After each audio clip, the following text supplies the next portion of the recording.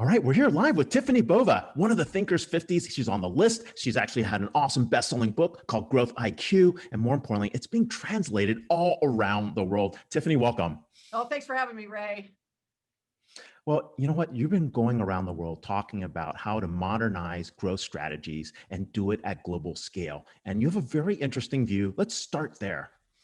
Yeah, so I'm just going to boil it down to this. I believe growth is a thinking game, and you have to outthink your competition. And so, attending events like this is a great way to get and learn different perspectives. So you can kind of unlearn, relearn what you have to do going forward, how we not only respond to this pandemic, but come out of it on the other end stronger and better than we did going in.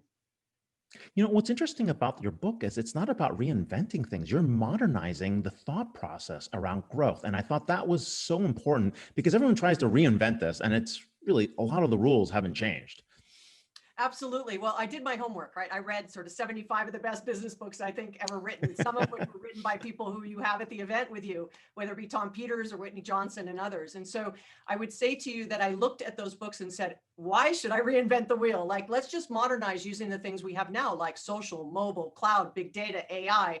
All the things that we have at our disposal from a technology standpoint means we can't approach the things, and we don't need to approach the things, especially when it comes to growth, sales, marketing, customer service, as well as leadership and culture that we did previously. So I think it's a great time for us to say, look, just because we did it that way in the past doesn't mean we can't do it that way now, but can't we do it with a more modern twist, using technology to alleviate some of those painful things that humans have had to do for a really long time? Well, it's a great point, right? And everyone's looking for the secret to growth. They're looking for that magic bullet.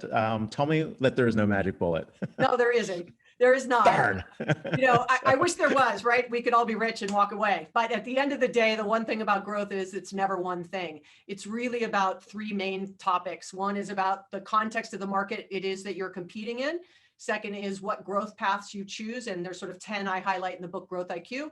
And the third, which was really the aha moment for me, was the sequence in which you do things has a measured impact to the capabilities and your ability to succeed. And so if you take context, combination, and sequence, those three things are the foundation to the book. And that's why I said that growth was a thinking game.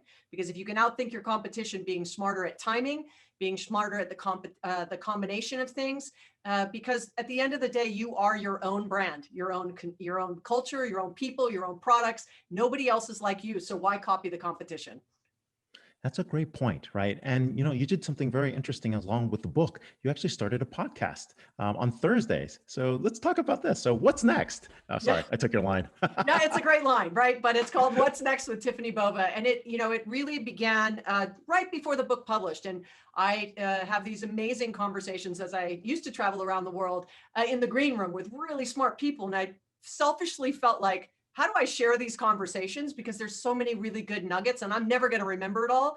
So I just would say to somebody, hey, do you mind if we continue this conversation on my podcast? And that's kind of how it was born.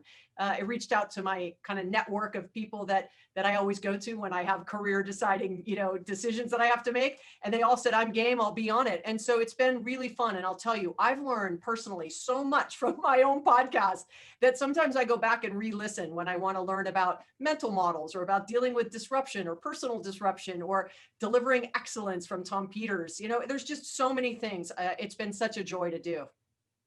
You know, it's amazing. There's so much out there to learn from everyone. Your book is being translated. Tell me where it's amazing. Like, you're showing me all the different covers. So where's it been translated to date? Yeah, so we have 9 languages, which is just crazy. It's Wow. I feel like my book is getting to travel way more than me at the moment, right? But we've got Korean, we've got Simple Chinese, Mandarin, we've got Polish, Thai, Vietnamese, Spanish, Portuguese, obviously English, UK also, which is the Queen's English. And then it's been also on Audible as well as Kindle. And I read my own book cover to cover. So I can say, check, I have actually done that word for word, all the way, start to finish.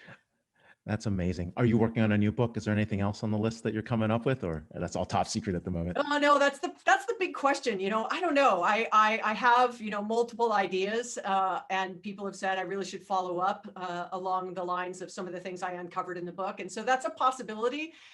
Right now, I'm taking a break and enjoying how well my existing book is doing, but she just crossed 2 years. So it's time for me to start thinking about my second, if at all. We'll see.